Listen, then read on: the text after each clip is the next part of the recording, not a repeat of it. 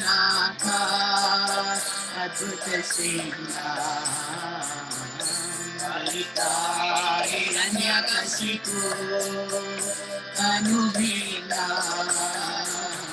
Ekadeta Harirupa Jai Jagdish Hare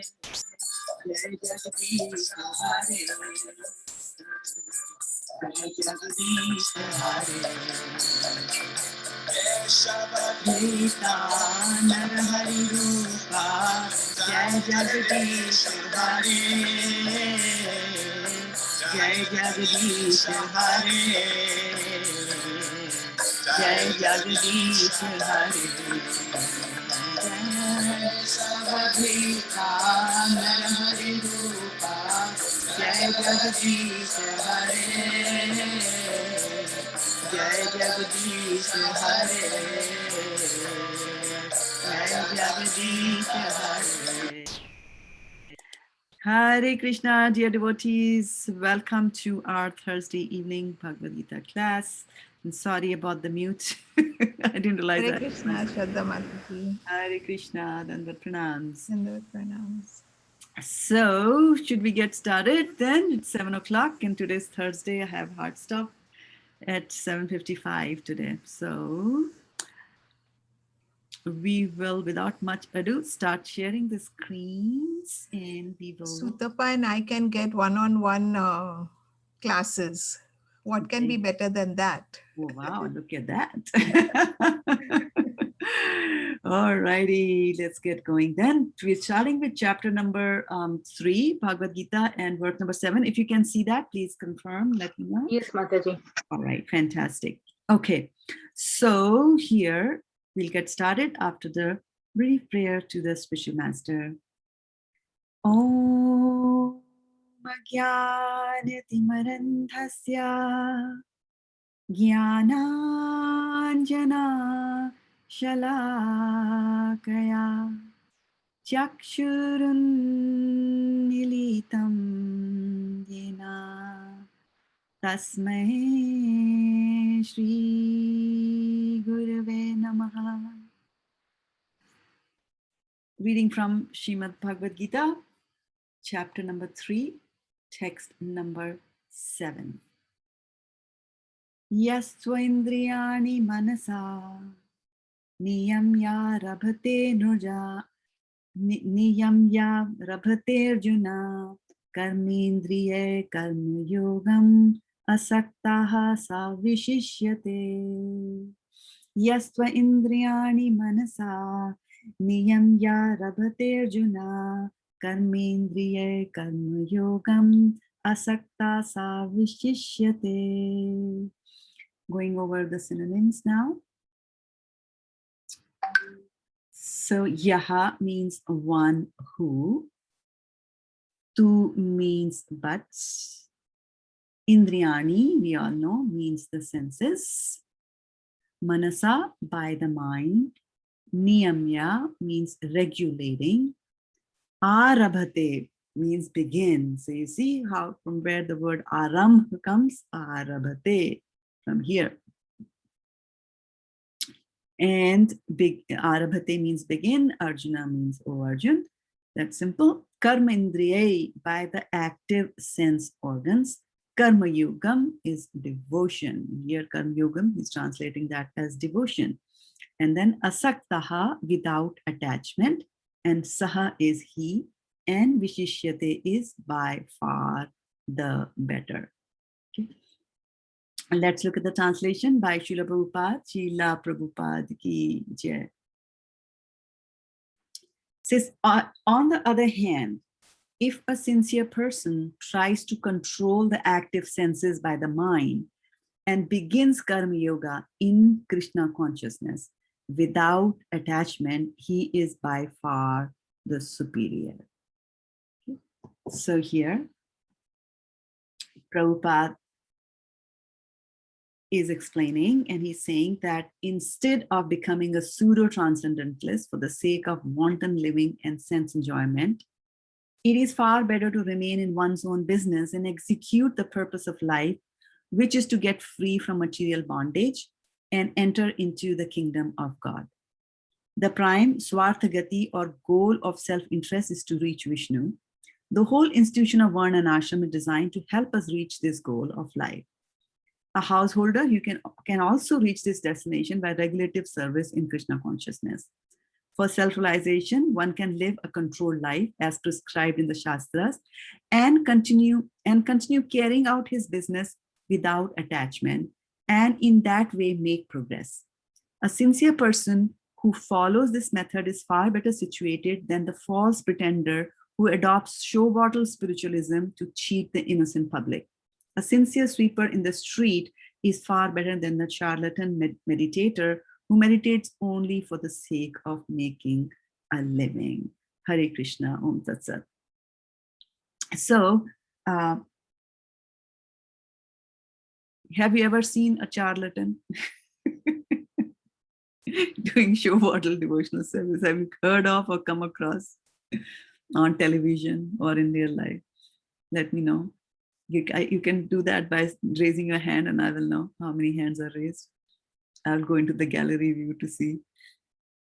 Ever came across a pseudo person or heard of him, watched on TV, heard on newspapers? Okay, Kumal Radhe Mataji, electronic, and it is bright. Anybody in your real life, you won't find it in the book. Anybody in the real life you have come across? Anybody? If you did, then raise your hand on the Zoom. So Sutapa Mataji has found somebody, saw somebody, heard of somebody. Okay. And what so is the question, Mataji? Can you say the question is that in your here in this purport, Prabhupada was saying that a sincere person who follows this method, like working for Krishna, is far better suited than the false pretender who adopts show bottle spiritualism to cheat the innocent public. So I was asking you whether this is something that did you come across a show bottle spiritualist in your life, or heard of him, or saw him on TV, and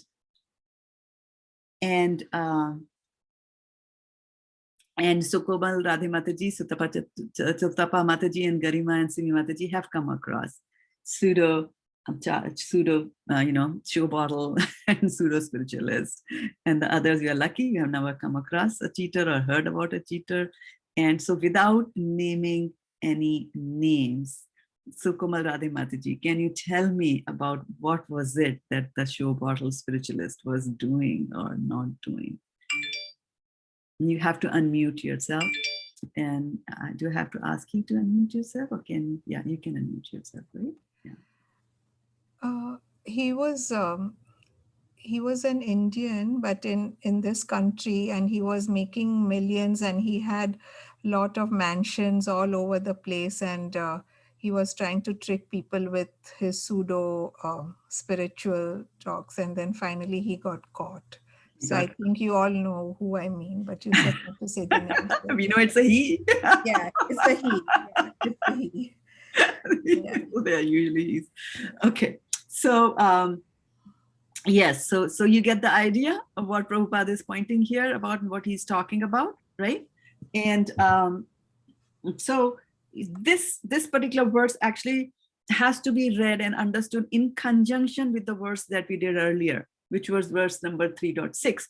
So we will quickly go and have a look at verse 3.6 to recap our memories. And so what he's saying, Karmendriyani samyamya yaste manasa smaran indriyathan vimudhatma mithyachara sa uchyate. Right? So what did he say? One who restrains the senses of action, but whose mind dwells on sense objects, certainly deludes himself, and that person is called a pretender. Right? Right? That is what it is. And what is today's verse saying? Today's verse is saying something very different. If on the other hand, so like he's described this, and now he's going to describe that. So on the other hand, if a sincere person, remember, sincere, right? If a sincere person tries to control the active senses by the mind and begins karma yoga and Krishna consciousness without attachment, he is by far better. So the first one was controlling his senses, working senses. I'm not going to look. I'm not going to smell. I'm not going to move my hands. Inside my mind, all rotten things are going on, right? But here, so that kind of a person is called a duratma, right? And you can all put down your hands so that I'm not confused. So that person is called a duratma. So who's a duratma? A duratma is a person who thinks something, says something, and does something. That person is called a duratma. That there is no coherence between the three. You think something, but you say something, and then you do something. Okay, with your raise of hand now, you tell me, have you come across people who said something and did something else? Raise your hands. You have to raise your hands. I want to see how many of you have seen such persons and how many of you are listening to me. That's the idea. It's just a check. Okay, Garima is walking, but she's listening because she raised her hand. You have to be nimble, nimble-fingered. Grab your thing and answer. Lean forward and answer. Devotional service means activity. The soul is very active. Soul has to do activities. Okay, so Namazya, have you ever come across anybody who said something or did something? So would you mind raising your hand then? Right? Do you know how to raise your hand? There's a reaction section there, right? And you show your reaction like that, right? Okay, so they talk about a duratma. Duratma is a person who says something and thinks something and does something. So in contrast, Mahatma will be somebody who thinks the same thing, and whatever he thinks, he will speak. And whatever he speaks, he will do. Whatever he promises, he will do, right? So they are very honest in all their dealings. And so it's very interesting. It's a very interesting thing. And that is that you see in the Bhagavatam, in the old stories, you see so many, in the history, you see so many stories of, Narad Muni cursed. And then if you listen to that or read the chapter on in the 4th canto of Daksha, and where, Shivji's wife Sati immolates herself. And so there is cursing and there is counter cursing. So the curses are flying left, right, and center. And these curses are becoming true also, right? So, and now, thank God, we curse also, and they are not true, which is good, right? So why is it that those people's curses made effect and they became true, and our curses don't do that? And the difference is that, when Narad Muni curses, Narad Muni is a Mahatma. And what the Mahatma does, thinks, right? He says that, and what he says, he does. So they have this thing that whatever they are always speaking the truth. From their mouth, only truth is coming. So when they curse, whatever they say from the mouth becomes the truth, because that's what their properties are now. From constantly and only speaking the truth, like that. Okay, so that's a Mahatma. Vasudeva Sarvam Iti. How do you become a Mahatma? A Mahatma is a person who thinks that, Vasudev Sarvam. Vasudev is everything. So whatever I do, Yat Karoshi, Yat Ashnasi, Yat Juhoshi, Dadati, Yat. Whatever I do, whatever I eat, whatever I give away, everything is for Krishna. Every action I am doing is for Krishna.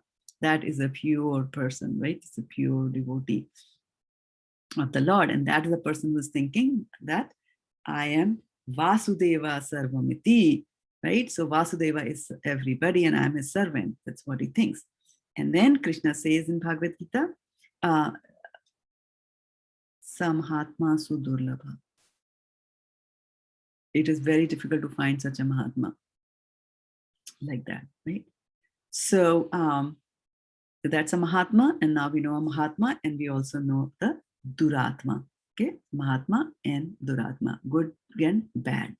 So we have to see that contrast. So Krishna is telling that Arjuna, by you just putting your weapons down, something will still continue to go on in your head, and the rest of the world might think that you are a sannyasi, but that rage and an anger of a Kshatriya will still be in your mind.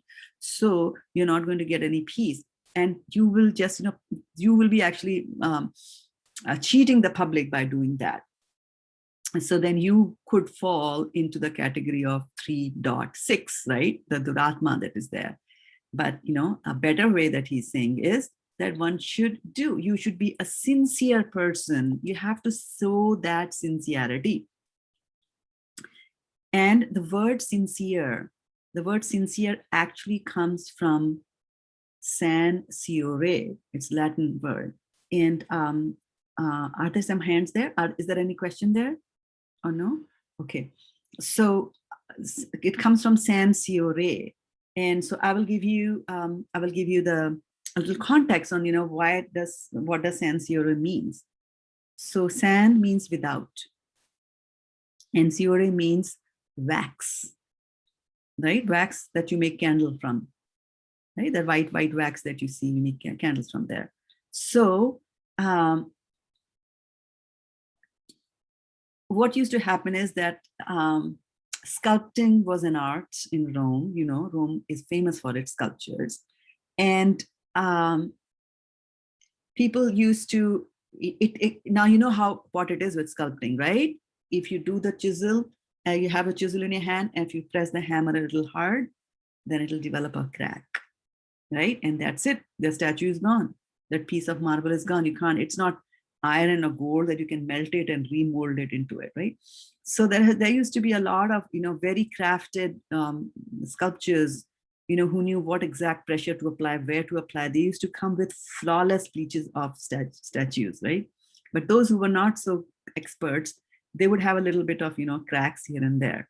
So what these dubious merchants used to do is that they would fill all those cracks with wax, right? They would fill it with wax so that marble is white in color. There's wax inside it. So now the sculpture has become flawless. So there could be a crack right across the cheek, and then you filled it up nicely like that, right? And then of course they would then sell it. And if a person who was very good at purchasing these statues would know how to detect what the wax is. And so these merchants, they're trying to demonstrate their authenticity. They would say that this is san siore. This is without any wax. When you go to India, वो कहते हैं ना, दूध बिल्कुल मिलावट नहीं है, कोई पानी नहीं है, right? Not added any milk, any water to the milk, right? Sand, water, like that. So, so they used to do that. So basically, what san siore means is that I'm giving you things as it is. I've not made any touch-ups and I'm not hiding anything. Whatever you see is in front of you. The statue is in front of you. You just can work with it, and like that. So similarly, a Mahatma is sincere. So Prabhupada is saying in this verse that if on the other hand, a sincere transcendent, a sincere person is trying to control his senses, which means that he's sincere about controlling it. He wants to control it, and if he fails, he's not going to make a pretend, and he's not going to say that, oh, you know what, let the people think, and I'll just pretend. So he doesn't do that. So sincerity, opposite of sincerity, 3.6, where we're saying that he's a mithyachara. He's doing mithyachara, not good. He's not doing good activity. So the important parts here is that, okay, he's trying to control his senses like that, right? So then Prabhupada in the purport, says some very, very fantastic things there, and which is, you should just kind of go in. So basically what he's trying to explain to us there is that there was this person sitting and chanting, or, in a meditational pose, eyes closed, and there is rotten things going on inside his mind. That's one, right? And then the second person, he's saying that who's far superior is that, you're trying to control the senses, and once in a while you open your eyes and you tell the person next to you or declare it to the whole world that on a scale of 1 to 10, my chanting is a 2. They're not afraid of saying that. And Krishna is saying that that person is a much better person. Because the first person, what he's doing is, on 2 counts, he's guilty. And he's right. One is that he's fooling himself. He's fooling himself and he thinks that's the right thing for me to do. On the other hand, he's also fooling the innocent public, right? Who might come and offer adoration to him. Like that. So that's the 2 things he's pointing out over there. Now, so what is inside you is what matters really. Right? Now you go to movies, right? And you see the beautiful heroine, or you see the beautiful hero, young and dashing, and the film actress, beautiful eyes. You've never seen eyelashes like that, so big, right? And then you are like, oh, I want to see them. I want to go meet them. So one day then you go and manage to you can't go to their home to meet them, but somehow or the other you go to see where the film is being shot. So you go there to the scene and you come up close and you say, oh, she's dark. I thought she was like white, like marble. That's how they showed in the movies, right? Or, oh, eyelashes. She has no eyelashes, right? Because what you see, and the face is all, full of pimples and freckles and spots. And, in the movie, she looked so young, and she's old. She looked like a teenager, like that. So why? Because it's all camouflage. They are hiding all the defects which are there. They are hidden, right? But things have to be clean inside, right? I mean, what are the big wardrobes in the room meant for, right? What is the underneath of a bed meant for? Those areas are meant that whenever a guest says that we are at the main gate, security gate, can you open the security gate? So the 5 minutes that you have between the time the guest walks in through your door, between the time that he called and then he's going to be at your door trying to get in, that's the time when you shove underneath the bed and inside the closet everything that was lying around, so that on the surface everything looks very neat and clean. Whereas if somebody has to open the wardrobe, things are going to stumble down and fall down of that, right? So it's very, very important. Whereas if a person who is maintaining the house neat and clean every day doesn't care whatever time of the day people come, they come. He says, come on in, we are ready. So it's very important that our closets should not have things hidden in it. A closet should be clean inside all the time.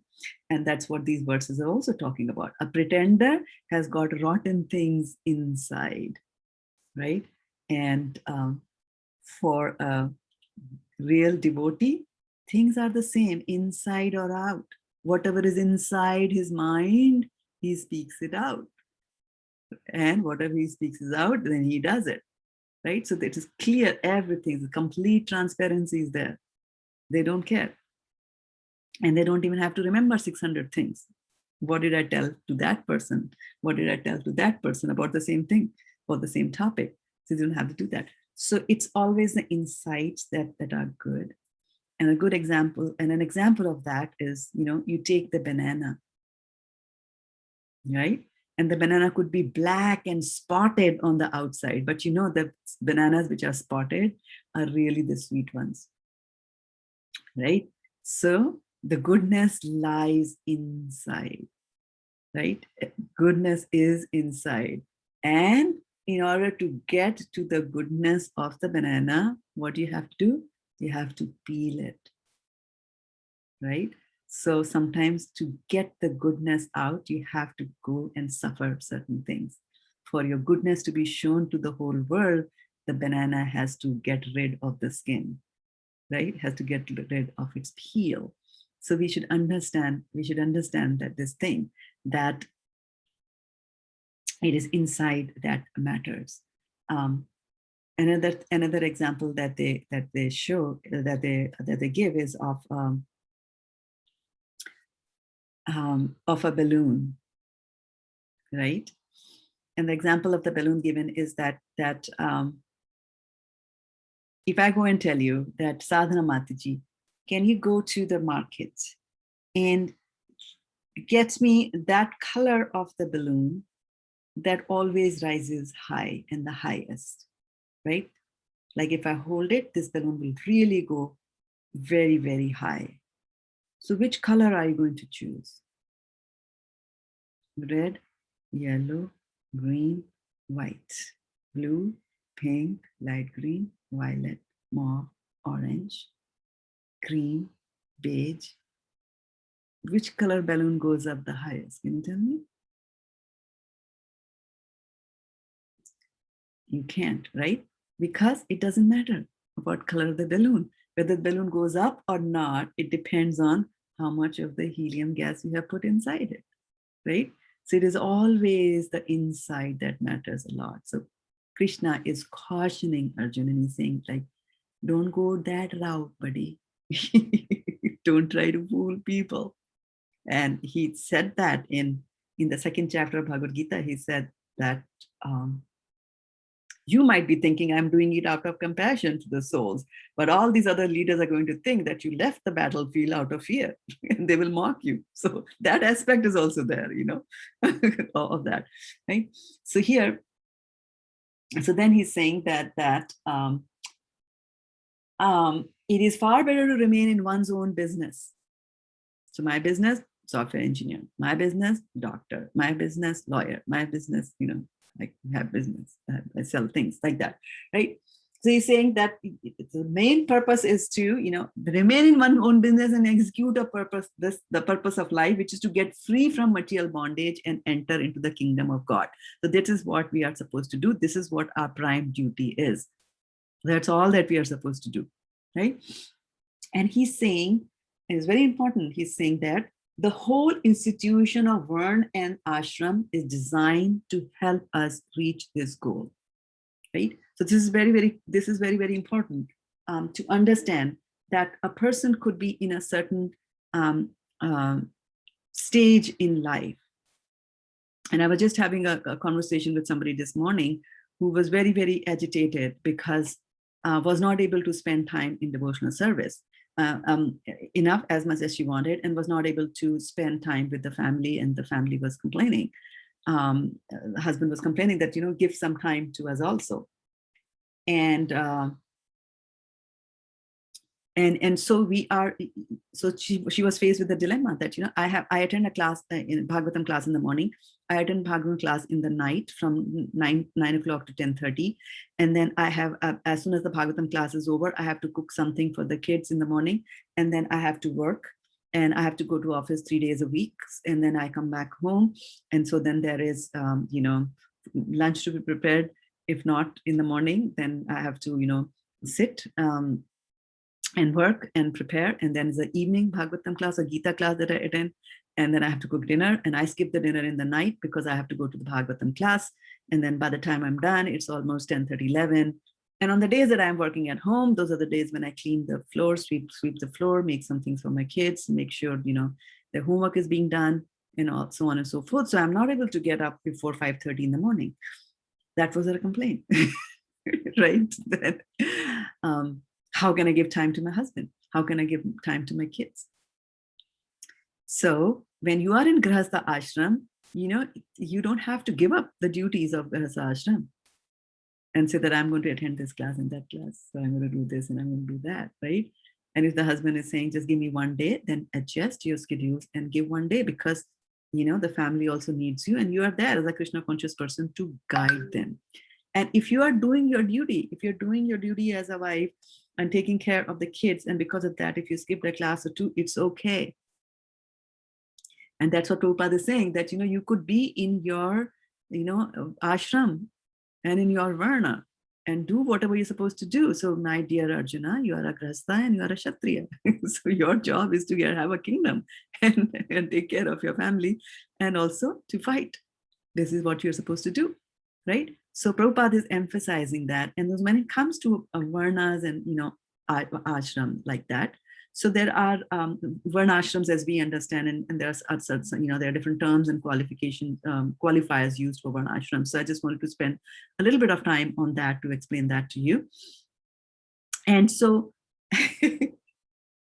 one kind of varna ashram that we know, right? You know varna and ashram, right? Varna is, whatever division of the society is there in life. There's Kshatriya, there's Brahmana, Vaishnava, and Shudra, right? And then ashram is your order or the stage in life that you are, brahmachari, grihastha, vanaprastha, or sannyas, like that. So first kind of varna ashram, right? That is defining the varnas, right? Is asuri varna. You know asurs? Who are asurs? What's the English for asur? Want to take out your chat pads? Demons, yeah. So asur means demons. And so asuri varna. Yeah, thank you, Varshana Mataji, for typing it out. So Asuri Varnashram means it's a demoniac. So what is the demoniac Varnashram system? The demoniac Varnashram system says, I am a Brahmin because I am born in the family of a Brahmin. I am a Kshatriya because my dad is a Kshatriya. I have a Singh in my name, right? Or I am a Vaishya because I'm born in a business family. I'm a Shudra. I am a Shudra because I'm born in a Shudra family, right? So where you are completely on the bodily concept, right? And instead of understanding that the varnas have got to do with their consciousness, they are completely connecting it with the body. And they are saying that because I came from the body of a Kshatriya, so I'm a Kshatriya. And because I came out of the body of a Brahmana, I'm entitled to be a Brahmana. Of course, Prabhupada calls them Brahman Bandhu, right? Can you tell me the name of a very famous Brahman Bandhu who was called a Brahman Bandhu? And a hint is that you know the name. Somebody addressed as a Brahmana Bandhu. So Archana Mataji says, Ashwathama for 500 points. Very good. Yes, that's what it is. Right? So Brahman Bandhu, because the son of a Brahmana, Dronacharya, but he was not behaving like a Brahmin, right? He was killing people when they were asleep. So he was not even behaving like a Kshatriya. He was behaving like worse than a Shudra. Like that. Okay, so that is known as Ashuri Varnashram system, where you say that a person belongs to a particular Varna because they were born in that kind of a family. Then the second kind of Varnashram system is known as a Vedic Varnashram system. And most of the people are very familiar with the Vedic Varnashram system. So in Vedic Varnashram system, what happens is that it says that if whatever Varna that you are born in, you do the duties of that Varna. For example, if you are born a Shudra and you do the duty of a Shudra, what's the duty of a Shudra? What's the Shudra supposed to do? Serving. Serve, right? We always serve, right? Yeah, to serve, says Garima. Yeah.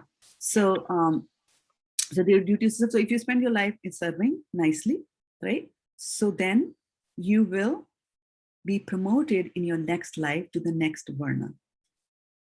So what will you become? If you're a Shudra, what will you become in your next life if you did it nicely?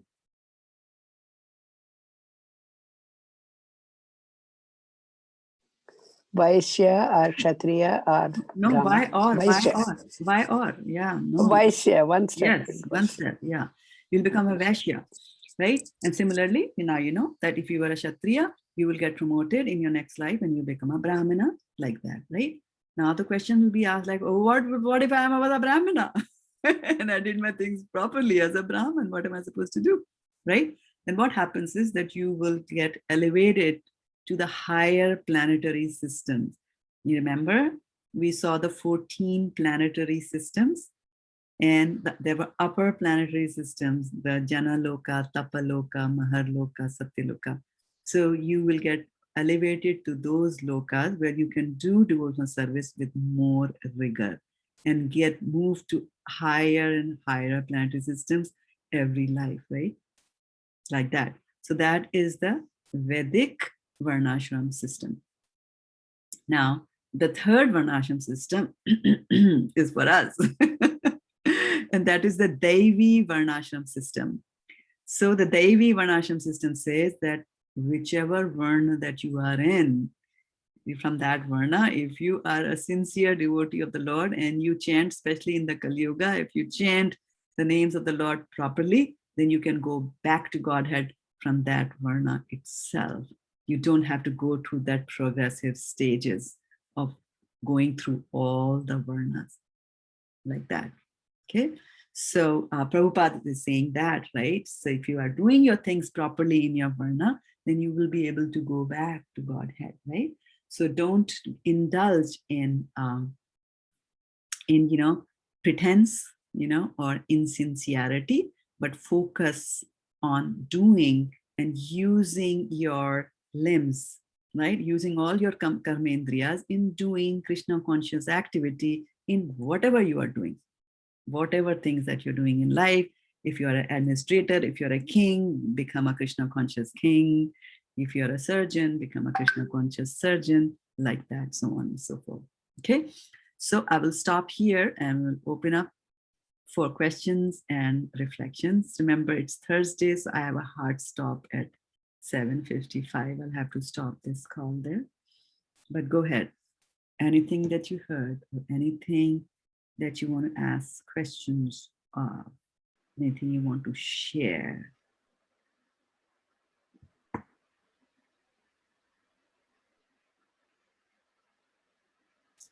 Okay, Varshana Mataji, go ahead. Hare Krishna, Mataji. Thank you so much for the class. Mataji, Brahmana born in the family of a Brahmana is called what? I missed that word.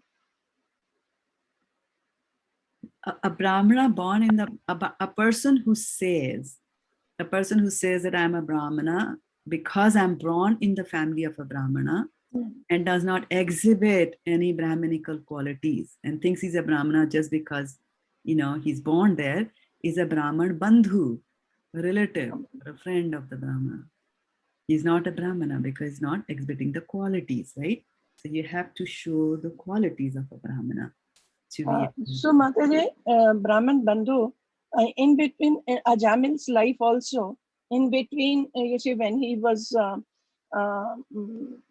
attracted by that woman, the prostitute. So that period was also a Brahman Bandhu period only for him. Yes, yes, you can fall down. Yes. Yeah, good correlation. Yes. Thank you, Mataji. Archana. Hare Krishna Mataji, then with Pranam, Srila Prabhupada.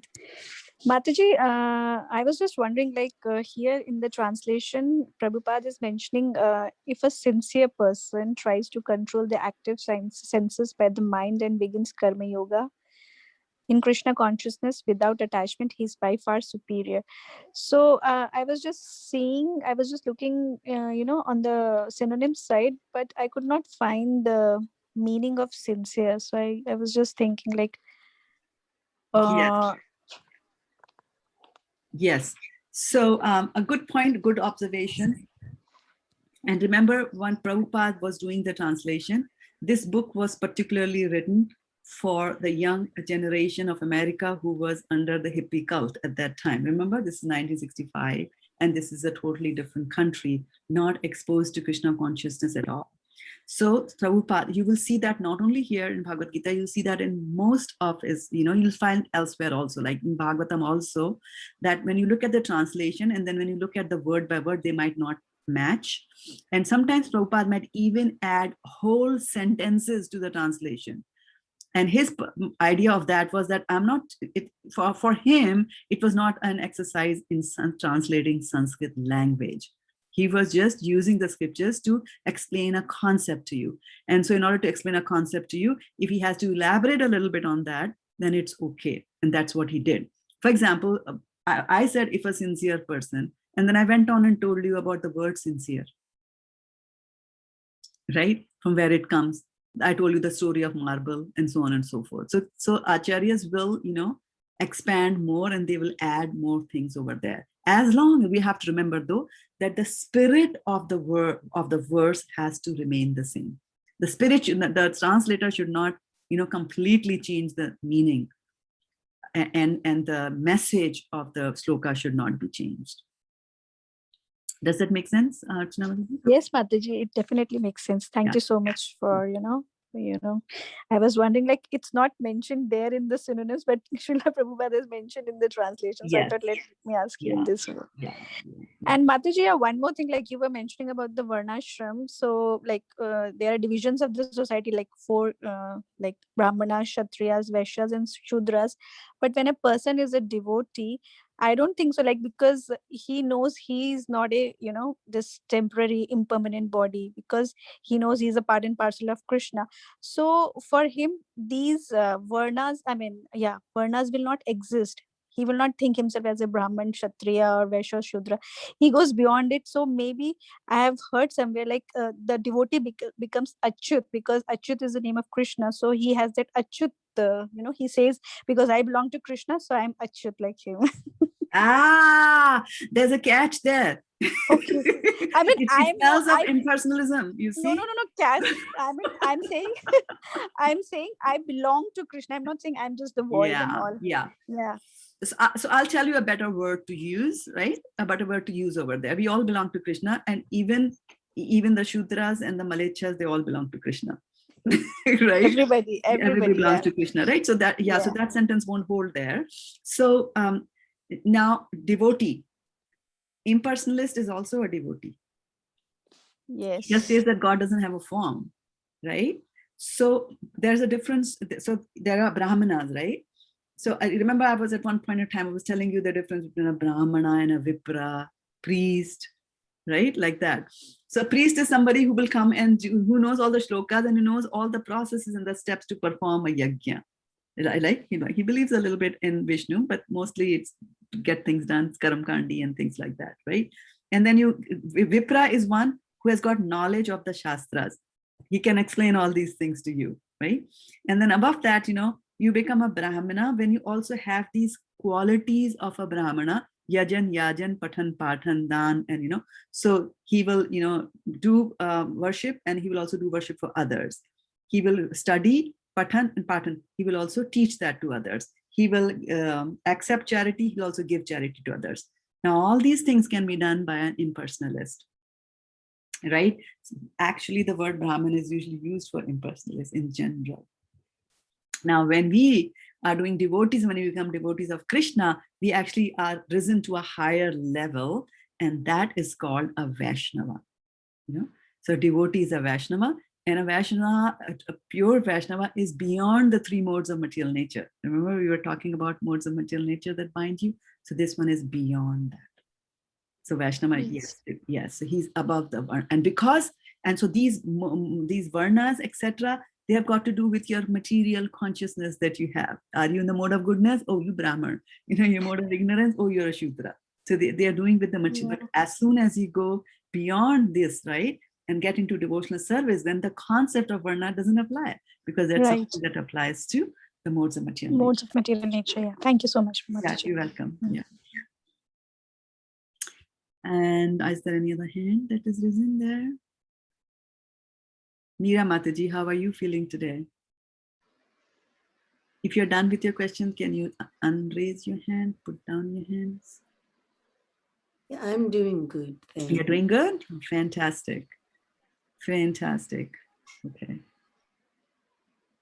So this Saturday, we're going to have prayers again. I'm sorry, but the situation is like that the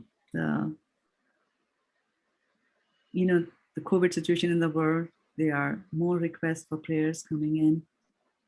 So we are still thinking on how we do that, how many hours we put in, things like that. Sukharupa Mataji arranges all that. She will let us know. And so something will be posted on the Bhakti Vish group for us. It will be 6 o'clock again. I don't know that also. So just watch out. Yeah, watch out for that. Yeah.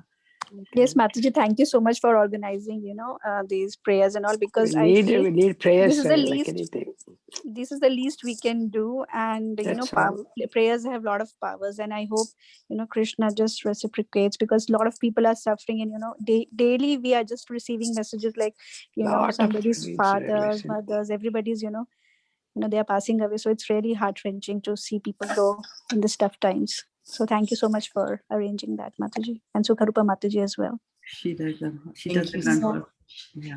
Yeah. She does the grunt work always. Yeah. Yeah. Like that. But tomorrow. Oh, that was a hand raise. I thought it was a hand from previous time. Please go ahead. Yeah. Mataji, Archana Mataji asked for that. She used the word Achyuta. So Achyut Mataji, we cannot be Achyut because we are fallible. We are not infallible. Am I right? But we can be, we become infallible. When we go back to Godhead, then we become infallible. Will it really happen? Faith, Adau Shraddha. You have to have faith in the process. Yeah. If Krishna says, Yad Gatvana Nivartante Tad Dhama Paramamama, means after going there, one doesn't come back or one doesn't fall down. Then we have to take Krishna's words for it, right? You have to take faith. Without faith, what will you do? Right? Correct. This makes sense. Adau Shraddha, in the beginning, it's the first step in devotional service. Have faith in Krishna's words. Right? Sarv dharman parityajya mamekam sharanam vraja. He's saying, abandon all practical allegiance. Surrender unto me. Like, I don't believe you, Krishna. I'm going to have a little bit there also. No, Krishna demands. Krishna is a very demanding person and a very fierce lover, Only me. Not even my material energy. You can't love her. You have to love me. Yeah. Garima, what makes you laugh? That Krishna wants only me, not even my material energy. So not even the material energy. That is like very nice realization that it's Maya, right? Yes. We are loving Maya and it is Krishna's thing, so we can do it. But no, Exactly. Krishna doesn't like that. So Exactly. Yeah. Exactly. And so now you see the word chaste, right? You see the word chaste and chastity. Who's a chaste lady? A chaste lady is one who's dedicated to one man, right? One man at a time. She's a chaste, right? So chastity is there also of the mind. It's not just the chastity of the body, right? That I'm only with one man. Chastity of the mind is also I don't think about other men, right? That is a completely chaste lady. And that's why in the Shastras you hear about Kunti Maharani, the chaste lady, Draupadi, the chaste, like that you hear about Sita, the chaste, like that. So you hear these explanations for them. And so we are very happy, like, okay, lady gets married and she's happy. Now I'm dedicated. I'm a one-man lady. And I won't go and talk to the neighbor unnecessarily or this and that. They do that, right? But when it comes to Krishna, we are not chaste. We say, Krishna, we love you, but then we love others as well, in a cheating sort of a way. Still, I'm maintaining my attachments. A little bit attachments are over here, right? So this is what the verse number 3.6 is saying, that, you're showing a little, you're a little chaste. Yeah, you have to do this. And okay, let me close my eyes. But inside the mind, you're still thinking of Maya. That is being unchaste. That is being unfaithful to Krishna when we harbor these material desires. So that is why, as long as you have lesha, even a little filament worth of material desires, then your devotional service is not perfect. And what is the perfect dharma that you have to do, right? I mean, people will do dharma because dharma will lead to, what does dharma lead to?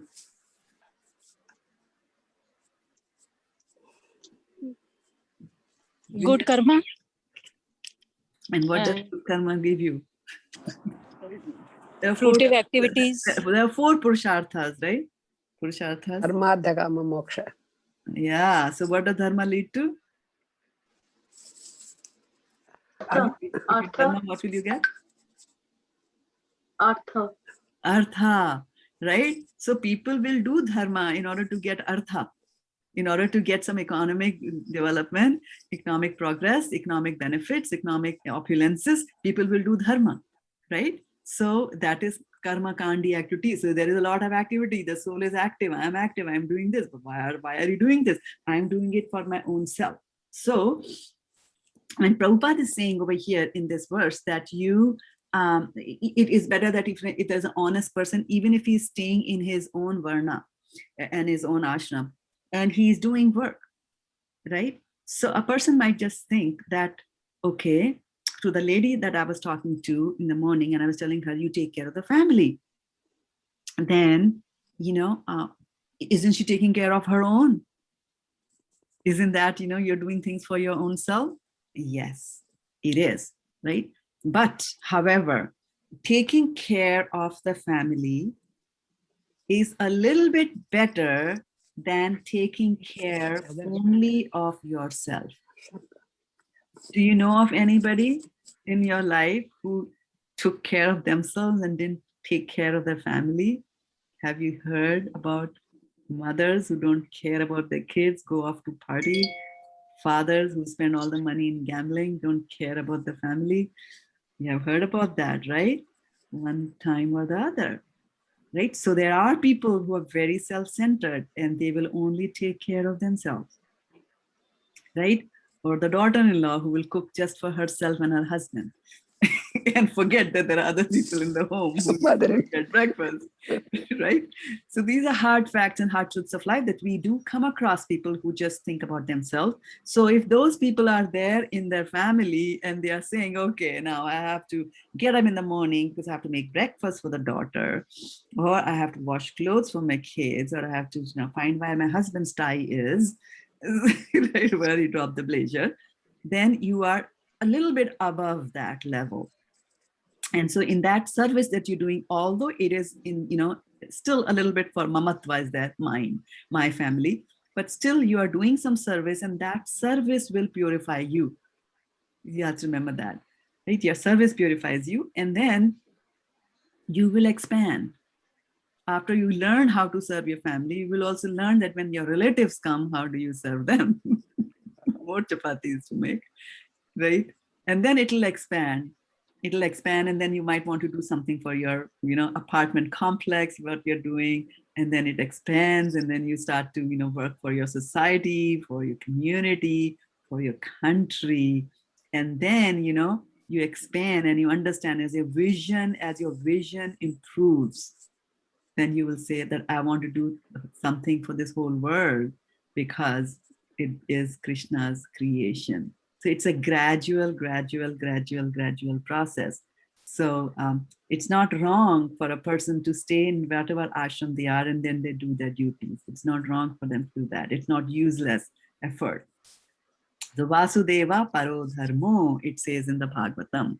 So the Paro Dharmo, when you will, at one point in time, you will cross all these materialistic boundaries and you will go, right, to Paro Dharma, transcendental Dharma. And what is the Dharma? And that is to serve the Supreme Personality of Godhead. But Parthiva Daruno Dhumas Tasmat Agni Traimaya Tamastastu Rajas Tasmat Sattvam Yat Brahma Darshanam. So he says that, wood is better than earth because wood can be used for some purposes like yajna. And then, better than raw wood is the fire which is inside that wood, because with that fire, you actually do the yajna. Like that. And similarly, he's saying that lowest of all is the tamas, mode of ignorance. Above that is the passion, and above that is mode of goodness. Because once you are in the mode of goodness, then you will reach Brahma Darshanam. From there, you will be able to transcend the body, like that. So keep that in mind. Mataji, when you're saying this, doing your serving, family or neighbors or world like that, aren't those coming to your material attachments? Yes, they are. So there are people at different grades. Yeah. So there are people on standing. Remember, there's a yoga ladder, right? That connects you to the Lord. And people are standing on different rungs of the ladder. You might be on the top, Bhakti Yoga, but there are people who have got attachments. But I have seen people who are very attached to their husbands, but will not move a finger to do something seva for the husband. So vice versa, husband also to the wife. Very attached to the wife. I like her a lot. But today the washerwoman did not come. Can you help me do the dishes? But Krishna says, leave these attachments, no? They will go. They will go through that process. Slowly, slowly, the progress will happen. Slowly, slowly. And if you got the gyan, then you can even serve them without attachment. So slowly, a person might just serve somebody in the initial stages with the understanding that this person is my son, my daughter, I need to serve them. And slowly, as you are serving them, your own purification will happen. You will get enlightened and entitled to get some more, transcendental information. And somebody, somehow, somewhere, you will learn the fact that, everybody is a jiva soul. And this one, though my child in this birth has been so many other people's children and so many other births. So he's really not mine, but okay, this is my duty, I will do it. So you see, slowly, slowly, my own consciousness gets purified. It could even be that I'm serving them because I want to raise them in Krishna consciousness, right? So you I do like that. I do like that, but I get in trouble. That's why I'm asking you. You do like what? So I do. I like anybody, any younger generation or anybody. I just love to do something for them. Yeah, do. Sometimes, oh God, yeah, you do a lot, Mataji. It's not. Sometimes, they may like it or not. People might say, yeah. So there are two kinds of people who might say that to you. Some might just say it out of genuine love and concern for you.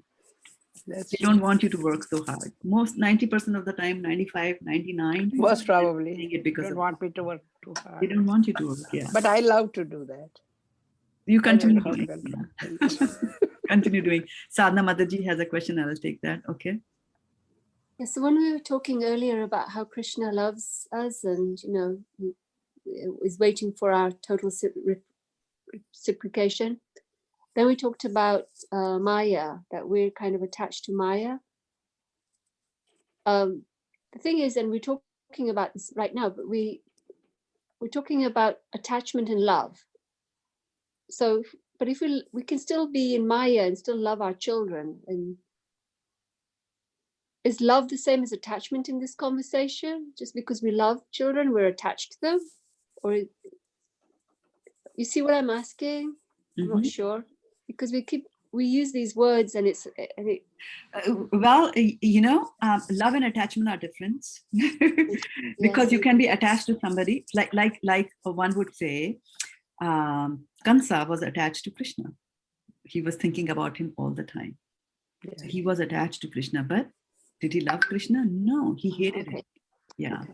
So their love and hate are on the other extreme ends of the spectrum. So they tell you rag and dvesh, both you have to give up. Rag is, you like somebody, dvesh is you don't like somebody, because both of them are attachments. So is love, but love is not. Is a better one. Of the two, love is a better one because the consciousness is better, but both are binding. You say that love is the same as raga or rag. Yeah. Love is rag and dvesh is. Rag is what? Attachment or love? Love for something. Rag, right. Rag is love for something. Yeah. Yes. Raga dvesha. Yeah. Dvesha is you don't like it. So then if we love our children or whatever, like a person we love, is that are we trying to detach from that before we can go towards Krishna? Is that what you're saying, that both bind us because we love? No, you can be supremely attached to your kid the moment you change the equation, right? The moment you change the equation, that instead of saying that this is my child and that's why I'm loving him, you love that child because it's Krishna's creation. Child, yeah, okay. Right? And now that he becomes a Krishna's creation in your home, you're like, Arey Baba, now Krishna has given me the responsibility to take care of his possession. Now you will love him even more. Yeah, so, but this doesn't, with your raga and vesha analogy, that doesn't work because you still love your child. So you still have a child, but the consciousness is different. Because you love Krishna so much that you see, your first love is Krishna. At that stage, your first love is Krishna. Why? Because why are you loving this one so much? Because of him. Thank you. I love him because of him. Like that, So the gradual shift has happened, and we are still seeing. That is why, elsewhere in scriptures you will see people saying that the karma yogis, those who are working for Krishna, they might appear to be like karmakandi, and that is exactly what your question is, right? They might appear to be like karmakandis because you are also buying things for your son, and she's also buying things for your son. You are also dying to cook for him, and she's also dying to cook for him. But the consciousness is different, and the intention is different, and the reason why you're doing it is different. And a quick 1 minute answer, if that's possible. Sutapa, for you. Sorry, I didn't see that hand raised. Quickly. And Mataji, I will ask next in the next class. It's nearly 11. It's a long one? Okay. Yeah, 11 for you. I always forget. Yes.